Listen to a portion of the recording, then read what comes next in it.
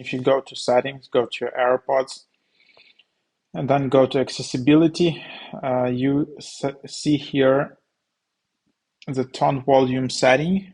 And what is that? So that's basically, I think, your like effects which you can adjust. Adjust the tone volume of sound effects played by AirPods. Sounds played are now louder than the recommended default value. So when you're just connecting your AirPods or anything like that, you will just have the sound effects. So this is how you can adjust them.